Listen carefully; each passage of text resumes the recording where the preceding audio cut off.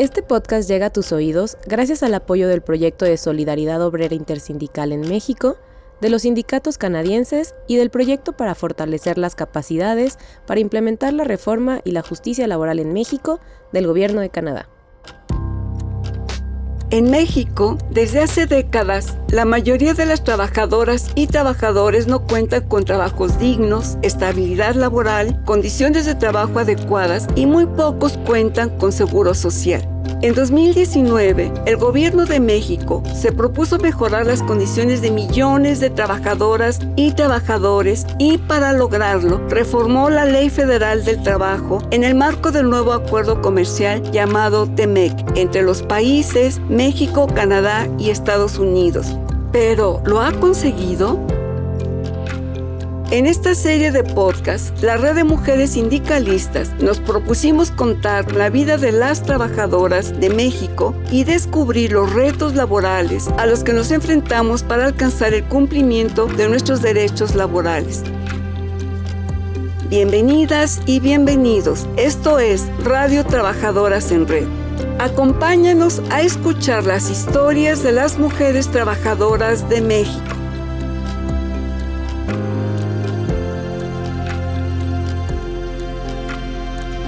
En esta primera temporada de nuestro podcast, hemos explorado los beneficios, retos y consecuencias que ha traído la reforma laboral del 2019 para las mujeres sindicalizadas en México. Yo soy Paula y a nombre de la Red de Mujeres Sindicalistas les damos la bienvenida a Radio Trabajadoras en Red. ¡Comencemos! Significa ser como que nos ven como algo muy pequeño, ¿no? Pero que finalmente es una pieza muy importante dentro de la maquiladora. La maquiladora no existiría si no existen los trabajadores. En este nuevo capítulo conoceremos la historia de Oliva Zúñiga Acevedo. Me gusta bordar y estoy aprendiendo a tejer. Me gusta mucho leer los cómics, sobre todo eso de los niños, Memín Pingüín y todo. O sea, cosas que eran de mi época y que las leía así como de pasada, ¿no? Pero ahora como que las disfruto más porque siento que son como más inocentes y que van con lo que yo viví de niña. Oliva es una mujer trabajadora. Actualmente tiene 57 años.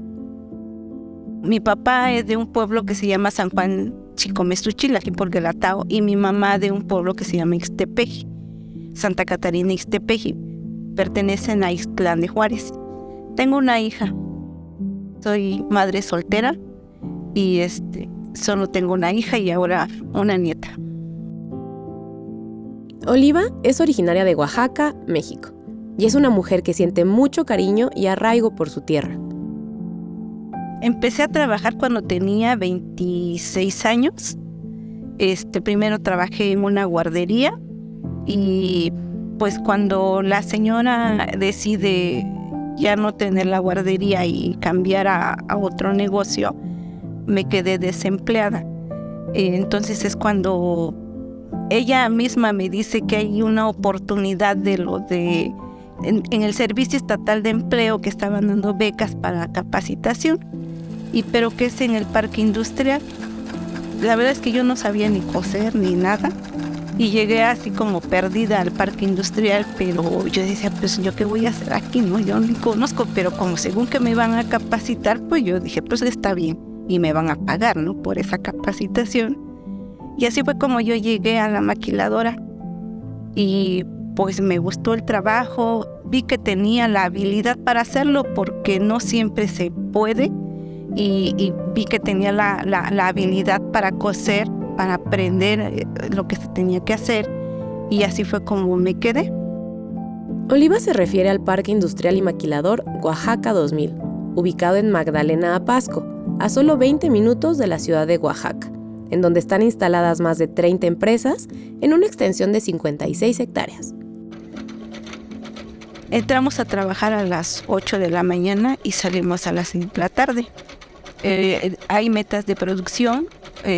Cuando yo estaba, yo pegaba la bolsa trasera del pantalón nos lo cuentan por un par, o sea, un par es una pieza, eran 680 piezas al 100%, y sobre eso nos pagaban un salario base, digamos, del salario mínimo, más lo que uno produce.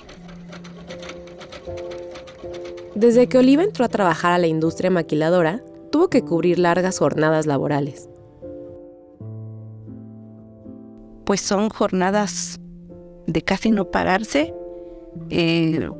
Nos dan media hora únicamente para comer, pero hay veces en que, o sea, el corte que se le hace, por ejemplo, a la bolsa, que era la que yo pegaba, no es el adecuado, digamos, entonces como que cuesta trabajo el irlas cosiendo, ¿no? El que no se zafe, el que vaya con la costura y que la máquina esté bien, o sea, son cosas que tiene uno que ir cosiendo y que irlas viendo, ¿no? Entonces sí cuesta trabajo llegar a la meta. Hay quienes tienen mucho más habilidad y pueden sacarlo hasta un poco más, pero sí en general es desgastante, ¿no? Oliva tenía mucha habilidad manual en sus tareas de producción y siempre mostraba disposición en el trabajo. Ella ganaba 1,140 pesos mexicanos a la semana, siempre y cuando cumpliera con la meta de producción diaria. Ocasionalmente llegaba a recibir un bono de 600 pesos si superaba la meta semanal.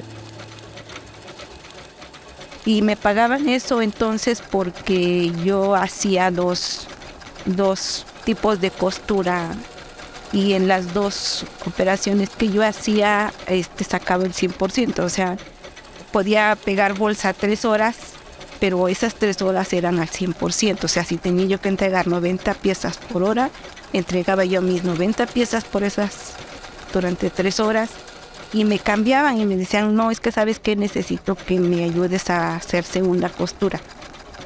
Y también, o sea, me cambiaban, y durante las horas que yo hacía ese cambio también sacaba el 100%, entonces por eso me pagaban eso, o sea, supuestamente era una de las personas que mejor ganaba. Oliva siempre fue muy dedicada. Cumplía con sus horarios de trabajo, se esforzaba por producir con la mayor atención y calidad posible. Sin embargo, mantener el nivel de producción que le exigía la empresa no era sencillo. Parte de la presión de que yo a una hora, cada hora pasan y me toman la producción. O sea, cada hora yo tengo que tener mi digamos, mi meta para poder alcanzar un 100%, para que me puedan pagar ese bono de producción. Son estresantes porque, o sea, están todo el tiempo sobre de uno, todo el tiempo, o sea, no, incluso el ir al baño, ¿no? Si yo me tardo un poco más, o sea, ya me están viendo de que, ¿dónde estoy? Si voy a tomar muchas veces agua, ¿por qué tomo tanta agua? ¿Por qué? Porque estoy perdiendo tiempo. Entonces es muy, muy estresante. Las trabajadoras y trabajadores de la maquila experimentan altos niveles de estrés. La presión por cumplir con las metas productivas que establece la empresa es tanta que incluso se monitorea y registra el tiempo que utilizan para ir al baño o tomar agua. La empresa lo considera una pérdida de tiempo que obstaculiza la producción. Pero el estrés laboral no es el único obstáculo que enfrentan Oliva y sus compañeras trabajadoras. En la maquiladora con frecuencia atraviesan situaciones de discriminación laboral por el hecho de ser mujeres. El otro día yo platicaba de una situación que pasó con uno de mis jefes porque estábamos trabajando y nos dijo que nos quedáramos, que fuéramos sábado y domingo a trabajar tiempo extra. El corte urgía, que nos lo iban a pagar doble. Y entre las que estaban para ir estaba yo. Yo fui y cumplí con mi trabajo y todo, ¿no? Al final de la semana, cuando me pagan, y yo veo cuánto le pagan a mis compañeros, o sea, a mis compañeros, no a mis compañeras, sino a mis compañeros, yo veo que la diferencia es mucha. Y yo decía, bueno, ¿por qué? Si finalmente, es más, creo que hasta saqué más que mis compañeros y me está pagando menos. Y fui y le dije al señor que por qué me estaba pagando menos de lo que les pagaba a ellos. Y él me dice, pues porque ellos son una clase especial. Y me quedé pensando y le digo, oiga, ¿una clase especial por qué? ¿Porque son hombres? Y me dice, no, pues son una clase especial. Usted no está en esa clase. Y yo dije, bueno, pues como no pertenezco a esa clase, la próxima vez que necesite que yo venga a tiempo extra, no voy a venir. Y así fue. A partir de entonces no volví a quedarme tiempo extra, ni volví a ir, ni... Y decía, pues es que no soy una clase especial, ¿no? Los de la clase especial son los que vienen, pues que sigan viniendo.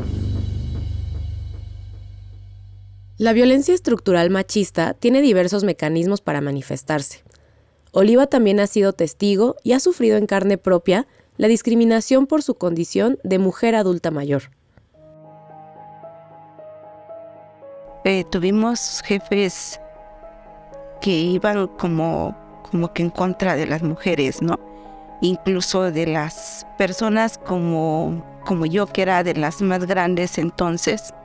Sí hay como discriminación, el pensar que porque soy una persona con más años, digamos, no puedo hacer las cosas, ¿no? O que por eso me va a pagar menos. El papel de las empresas es fundamental para prevenir y castigar la discriminación, la violencia y el acoso sexual. La reforma laboral de 2019 integró en la ley la obligación de las y los patrones de diseñar e implementar planes de prevención de hostigamiento y acoso sexual dentro de sus áreas de trabajo. Es decir que parte de sus obligaciones como patrones es comprometerse a generar espacios seguros para sus trabajadores y trabajadoras. Sin embargo, aún está por verse si la industria maquiladora en realidad está comprometida con el respeto a los derechos laborales. Enseguida volvemos.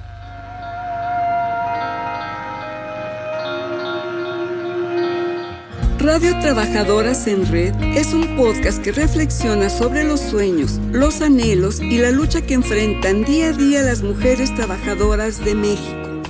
Busca todos nuestros capítulos en rmsindicalistas.mx. En ese tiempo el que estaba de gerente, incluso lo tengo que reconocer, él me ayudó mucho porque me daba las incapacidades y los permisos para que yo pudiera acudir al médico y los estudios que me estaban haciendo por lo del brazo. Las trabajadoras de la costura enfrentan altos niveles de presión física y mental para intentar cumplir con las metas mínimas de producción que les exigen sus empresas. Los trabajos repetitivos a los que están sometidas les provocan fatiga corporal, dolores de espalda y enfermedades crónicas. Los años de trabajo y las tareas repetitivas con las que debía cumplir Oliva le traerían consecuencias irreversibles. El paso de Oliva por la industria maquiladora le ocasionó problemas de movilidad en las manos, inflamación y dolor agudo a lo largo de uno de sus brazos. Aunque cada vez el dolor aumentaba, ella no podía ausentarse de su trabajo, pues corría el riesgo de recibir menor salario o que incluso fuera despedida. Además, Oliva compartía con su hermana la responsabilidad de sostener una familia de 5 personas.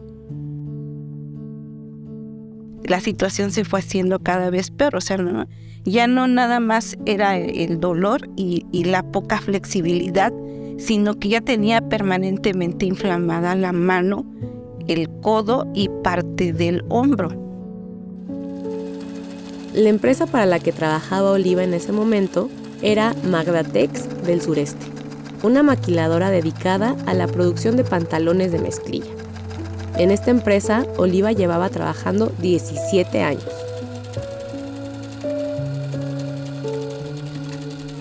Y es cuando pues ya la doctora me dice que ya no hay para dónde hacerlo. Ella me dice que el dolor prácticamente ya va a ser permanente, pero que va a evolucionar, va a ir aumentando si yo no dejo mi trabajo, pues o era mi mano, la flexibilidad de mi mano o el trabajo. Al principio, Oliva intentó de todo para mantenerse en el trabajo. Buscaba distintas formas de hacer sus tareas para evitar sentir dolor. Incluso solicitó que la reasignaran a otro puesto con esperanza de disminuir el dolor y detener el deterioro de su brazo. Sin embargo, nada de esto resultó. Al principio me costó trabajo, primero aceptarlo, ¿no? Yo decía, no, pues es que a lo mejor porque me esfuerzo mucho, a lo mejor estoy haciendo mal un movimiento. O sea, como tratar de justificar el que yo tenía que seguir ahí, incluso por mi necesidad, ¿no?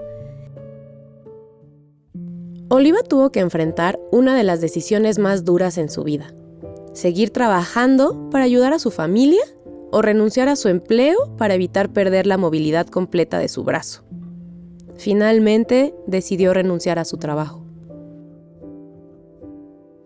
Y me quedaron las secuelas, ¿no? O sea, mis manos son como torpes para movimientos finos, digamos. Entonces, por eso es que ahora hay cosas que no puedo hacer. Por ejemplo, no puedo sostener algo muy pesado y no puedo sostener cosas por mucho tiempo porque siento que se queda sin fuerzas y se me caen las cosas. Entonces es un daño que no se ve, digamos, porque si ven mi mano va a decir que no tiene nada, pero a la hora de que quiero hacer las cosas me cuesta trabajo. A Oliva le ocurrió un riesgo de trabajo. La Ley Federal del Trabajo lo describe como cualquier tipo de accidente y enfermedad a las que están expuestas trabajadoras y trabajadores como consecuencia del trabajo que desarrollan. En ocasiones puede provocar incapacidades temporales que desaparecen después de un tiempo o un tratamiento, pero para Oliva las consecuencias fueron permanentes. Oliva lleva sobre su cuerpo los efectos de sus años trabajando dentro de la maquiladora. Sin embargo, la historia de Oliva está lejos de ser la única. No es algo aislado. Hay compañeras que han salido precisamente por eso. Y pues ahorita tenemos una compañera que está prácticamente en la misma situación que yo y tuvo que salirse porque no le daban una incapacidad. Y pues tampoco le dieron una liquidación ni nada, ¿no? Entonces sí hay más compañeras que finalmente deciden salirse del trabajo porque para no seguir ocasionándole más daño, sobre todo a las manos, ¿no? A lo largo del país, en la industria maquiladora textil, abundan casos como el de Oliva. En un estudio de 2016, realizado en la industria maquiladora de Aguascalientes, México, el colectivo Raíz descubrió que más del 50% de la plantilla laboral está conformada por mujeres. El estudio también encontró que los procesos repetitivos de trabajo a los que están expuestas les detona diversos padecimientos. 62 de cada 100 mujeres padecían dolores de cabeza, 72 de cada 100 presentaba dolores en las articulaciones y 89 de cada 100 mujeres presentaba síntomas de agotamiento crónico. Muy pocas de ellas contaban con tratamiento médico. En la industria maquiladora textil, con mucha frecuencia se pueden encontrar casos de mujeres con inflamación en tendones, con los dedos engarrotados y que han perdido la movilidad en dedos y manos. La mayoría de estas mujeres también deben abandonar sus trabajos. La vida de Oliva cambió para siempre. No solo porque tuvo que enfrentarse a una nueva realidad con la pérdida de movilidad física, sino porque de un día a otro se quedó sin ingreso. Oliva ya no pudo valerse por sí misma y pasó a depender de la ayuda económica de su hija, del apoyo que le brindan algunas organizaciones sociales de Oaxaca y de algunos trabajos eventuales que logra conseguir.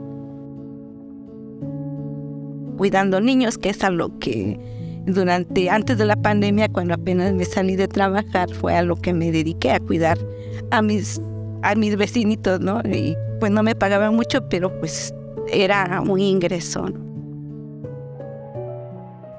La Ley Federal del Trabajo menciona en el artículo 495 que todo trabajador o trabajadora que adquiere una incapacidad permanente en el trabajo deberá cobrar una indemnización que consistirá en una cantidad equivalente a 1,095 días de salario mínimo, al 2023 sería equivalente a cerca de 180,000 pesos mexicanos.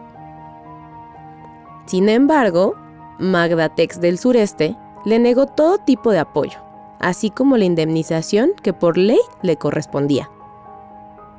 Pero, ¿cómo fue que después de toda una vida de trabajo, Oliva se quedó sin acceso a sus derechos laborales? ¿Cómo fue que Magdatex del Sureste se lavó las manos y evadió su responsabilidad con su trabajadora? Cuando yo entré a trabajar a la maquiladora, sí nos daban las prestaciones sociales, el seguro, lo del Afore. Mientras tuvimos los derechos, las prestaciones, pues fue una vida laboral, digamos, tranquila, ¿no? Con cierta seguridad para el futuro. O sea, porque yo así lo veía, ¿no? Yo decía, pues es que aun cuando fuera poquito, iban depositando en mi Afore, y en que lo de la vivienda y en lo de el seguro social. O sea, de cierta manera yo tenía como esa seguridad, porque yo te decía, pues si yo me enfermo, se enferma mi hija, yo sé que puedo ir al seguro, llevarla y no voy a pagar, pues ella va a tener y yo voy a tener esa atención médica que necesitemos, aun siendo una cirugía o algo así. Pero la maquiladora fue cambiando, digamos, de nombre, y con eso fueron desapareciendo los derechos hasta que se convirtió en una triple S, y fue cuando nos dejaron sin nada, absolutamente nada. Nos dan un título de socios, pero ya sin ninguna prestación, solamente porque somos supuestamente socios, ¿no? Me quedo sin esa seguridad social. O sea, como que ahí fue donde ya me pegó, ¿no? Ya como que llegó la cruda realidad de lo que pasa, ¿no? Pero, ¿qué significa triple S? ¿Por qué razón una empresa cambiaría de nombre? ¿Y cómo afecta un cambio así los derechos laborales de trabajadoras como Oliva? Como decían las abuelas, el diablo está en los detalles. Comencemos explicando que una sociedad mercantil es una empresa que se forma entre un conjunto de personas que tienen por objetivo obtener un beneficio económico. En México existen varios tipos de sociedades mercantiles: sociedad anónima, sociedad de solidaridad social o triple S, como la llama Oliva, sociedad de responsabilidad limitada, sociedad cooperativa, entre otras. Pero aquí viene lo interesante. El tipo de sociedad mercantil que elija una empresa determina qué derechos y qué obligaciones tiene esta con sus empleadas y empleados. La empresa en la que trabajaba Oliva anteriormente se llamaba Diseños Magdatex del Centro, sociedad anónima de capital variable. Digamos que el apellido de SADCB le permitía a la empresa contratar trabajadoras y trabajadores, pero al mismo tiempo le daba la obligación de darlos de alta en el seguro social y hacer aportaciones para sus fondos de retiro. O sea, debía cumplir con el pago de las prestaciones sociales que la ley reconoce. Con el cambio del nombre a Magdatex del Sureste, Sociedad de Solidaridad Social, la empresa cambió de apellido, lo que le impedía contratar trabajadoras o trabajadores asalariados y solo podía contar con socias y socios. Con este cambio, legalmente ya no había una relación laboral que obligara a la empresa a pagar las prestaciones sociales, pues al adquirir la categoría de socias y socios, en teoría dejarían de ser trabajadoras y trabajadores, y pasarían a ser dueñas de una parte de la empresa. Este sutil cambio simulaba que no existía relación laboral entre la empresa y las trabajadoras y trabajadores, y por el contrario, legalmente les hacía incluso responsables de las deudas y demás obligaciones que la empresa pudiera contraer. Nos prometían, ¿no?, de que iba a haber un comité, de que las decisiones las íbamos a tomar nosotras sobre las ganancias que iban a haber, que sí íbamos a trabajar 5 años y que a los 5 años supuestamente la empresa adquirió maquinaria nueva. Entonces en esos 5 años no iban a haber como muchas ganancias. O sea, se pagaba la maquinaria y a partir de que se terminara de pagar la maquinaria iban a empezar como a haber ganancias, ¿no? Y que esas ganancias al final, o sea, no iban a decir, bueno, te tocan 5,000 o 10,000 pesos. ellos decían, no, al final en 5 años se paga la deuda y empezamos a guardar esa ganancia y compramos, no sé, a lo mejor 1 hectárea de terreno y les damos un lote a cada quien. La empresa prometió a sus trabajadoras y trabajadores que compartiría los beneficios de las ganancias que producía, pero todo resultó un engaño. Esa fue una de las promesas, entonces todos ilusionados, o sea, ¿quién no quiere tener un lugar para vivir, no? Y pues pasaron los 5 años y pues no hubo nada, ¿no? Al contrario, nos dicen que la deuda se incrementa, una deuda eterna, y una deuda eterna para los trabajadores, porque a los dueños no les vemos que no tengan ganancia, ¿no? Le preguntamos a Oliva si intentaron organizarse para evitar que sus derechos estuvieran en riesgo.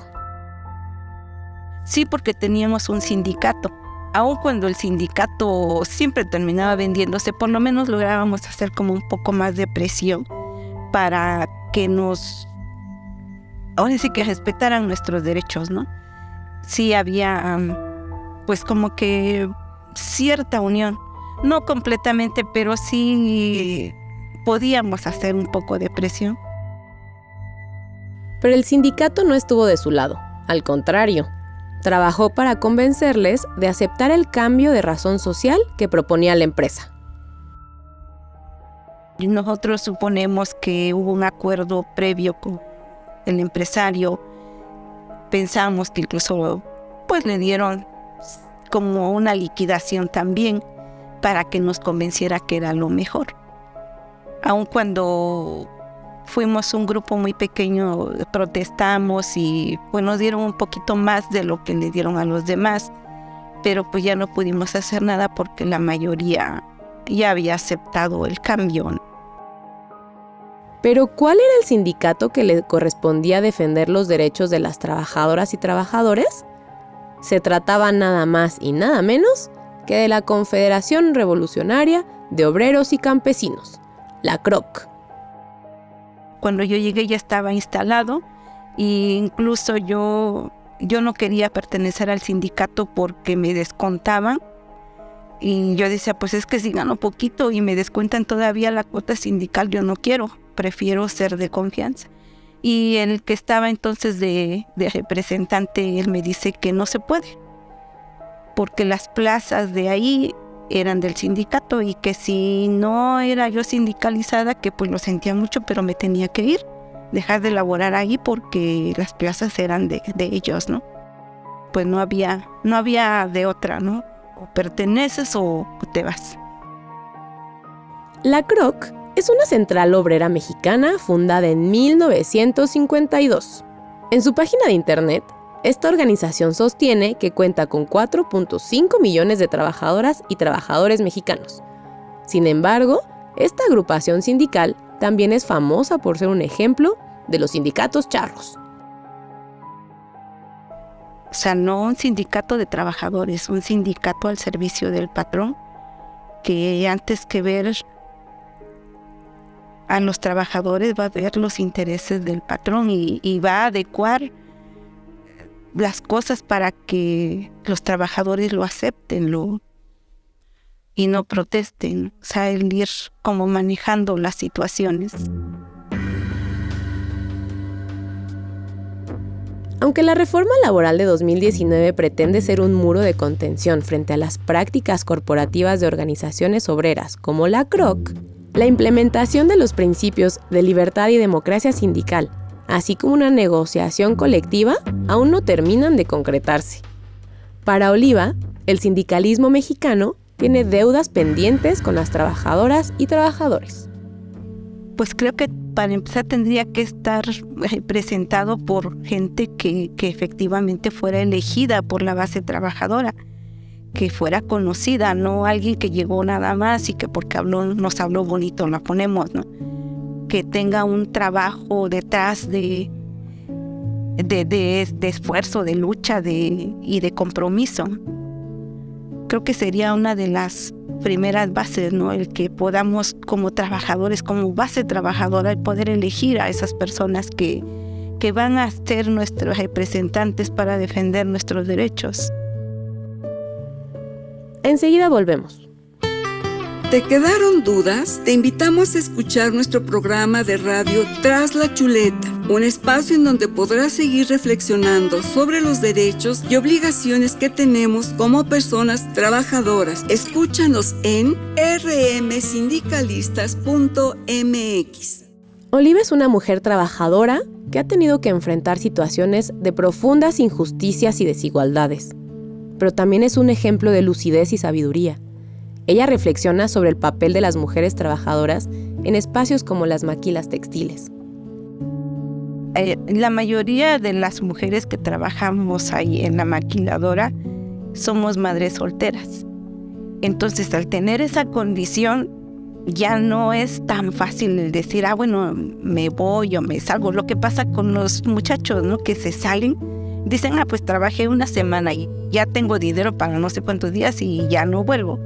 Y al mes vuelven y entran y salen del trabajo. Las mujeres somos como más constantes en esto, porque el ingreso que nosotras tenemos es el único ingreso de la familia.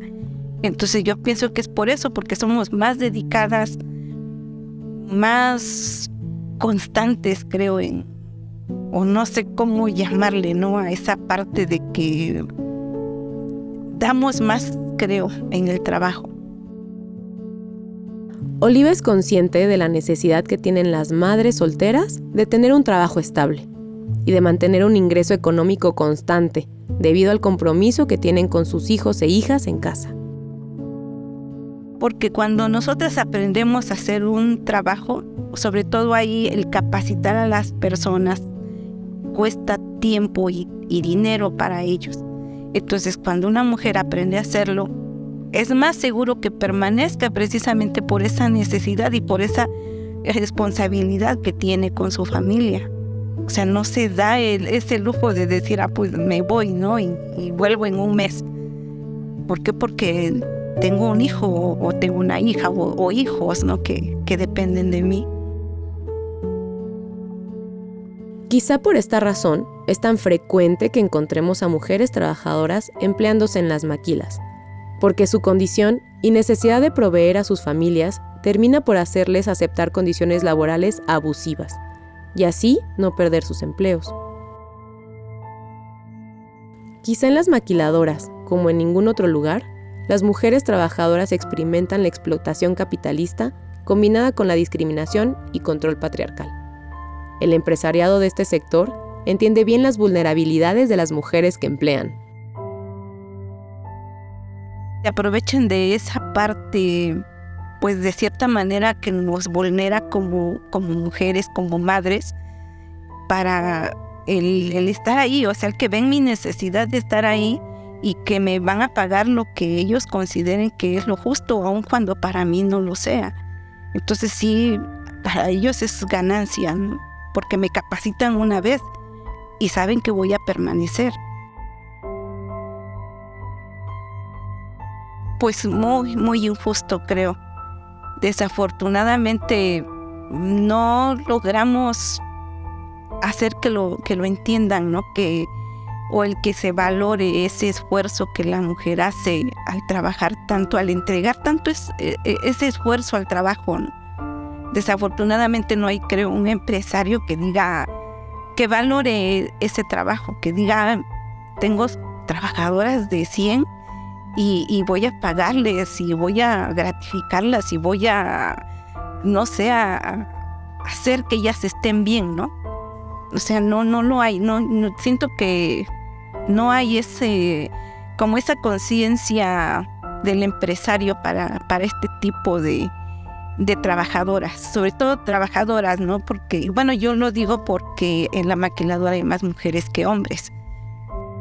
Si bien la reforma laboral de 2019 ha establecido indudables beneficios para las trabajadoras y trabajadores de México, como la democracia sindical e igualdad laboral de género, la reforma no plantea disposiciones específicas que atiendan la grave problemática que viven los trabajadores y principalmente las trabajadoras de la industria de la maquila.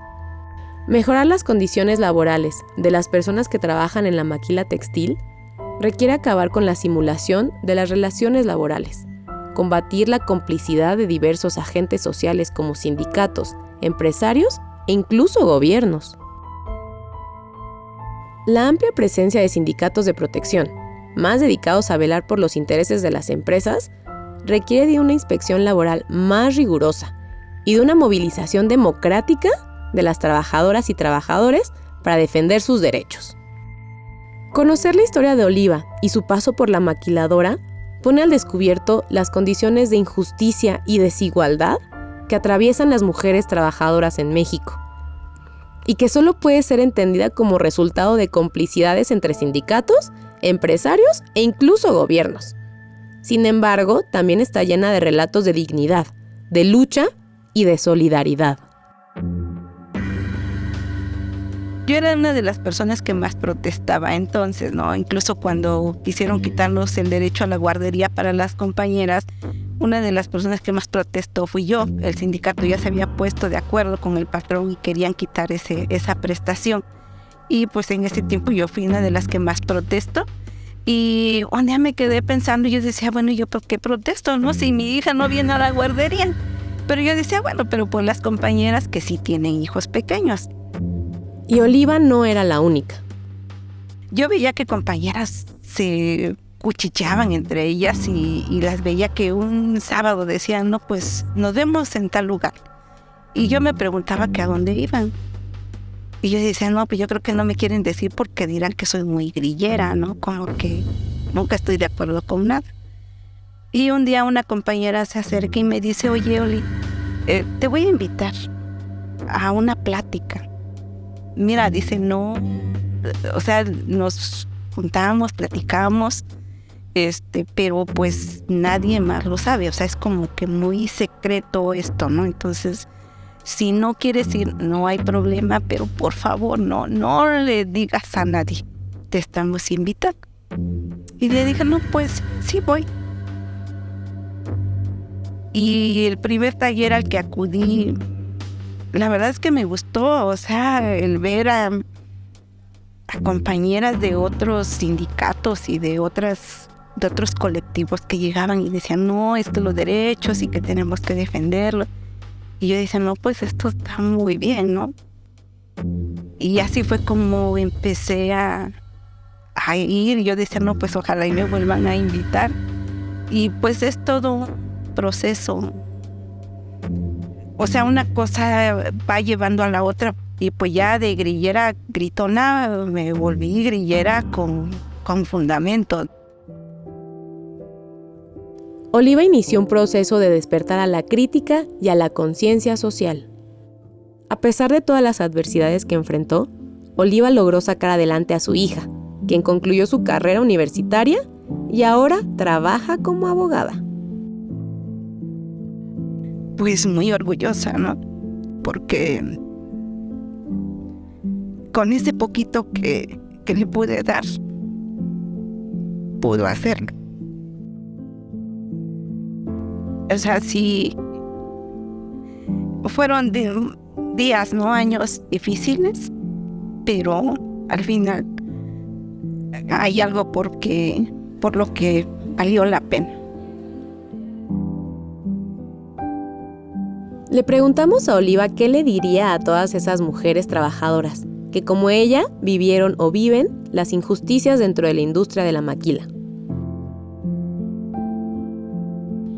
Que podemos cambiar nuestra vida. Podemos cambiar nuestra vida y la de nuestros hijos. Que podemos aprender, que podemos levantar la voz y ser escuchadas, que tenemos que unirnos, ser más unidas, ser como grupos más fuertes, ¿no? de lucha para levantar la voz, para hacer que se escuchen nuestros derechos humanos, laborales, de mujeres.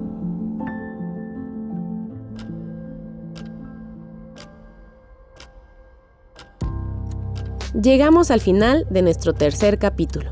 ¿Qué les pareció? Deseamos que las historias de las mujeres trabajadoras de México inspiren sus luchas y sus resistencias, No olviden sintonizarnos para nuestra siguiente entrega. Desde Radio Trabajadoras en Red, enviamos un abrazo con mucho cariño a Oliva y a todas las mujeres trabajadoras que atraviesan situaciones difíciles. Que la unidad de las mujeres trabajadoras sea. ¡Hasta la próxima!